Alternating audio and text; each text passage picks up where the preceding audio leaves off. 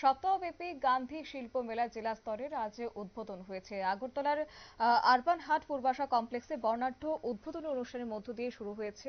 প্রদীপ প্রজ্বলনের মধ্য দিয়ে আনুষ্ঠানিকভাবে উদ্বোধন করেন বিশিষ্ট অতিথিরা। মেলাটি আনুষ্ঠানিকভাবে উদ্বোধন অনুষ্ঠানে উপস্থিত ছিলেন বিশ্বজিৎ শীল, পশ্চিম ত্রিপুরা জেলার সভাধিপতি, এবং এছাড়া উপস্থিত ছিলেন বিশিষ্ট ব্যক্তিরা। কি রয়েছে বিস্তারিত শুনুন। এখানে করলাম আমাদের ডিপার্টমেন্ট থেকে বলে দেওয়া হয়েছে বা সরকার উদ্যোগ নেওয়া হয়েছে, তো সেটার জন্য আমরা মেলার আয়োজন করেছি। তো সেখানে আমাদের 7 দিন থাকতে হবে। 7 দিন থেকে আমরা তারপর সেখান থেকে যাব।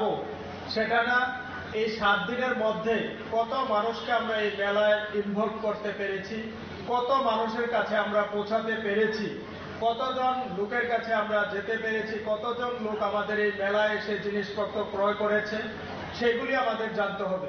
কারণ মানুষকে বোঝাতে হবে, আমাদের আত্মনির্ভর হতে হবে 2047 সালের মধ্যে। এই মেলায় অবশ্য ত্রিপুরা সহ আসাম, নাগাল্যান্ড, মেঘালয় রাজ্যের সর্বমোট 40 জন শিল্পী অংশগ্রহণ করেছে।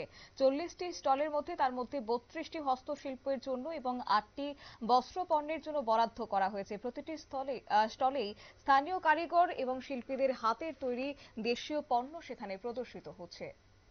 নিয়ে নিশ্চিত ছোট্ট একটি বিজ্ঞাপন বিরতির সঙ্গে থাকুন।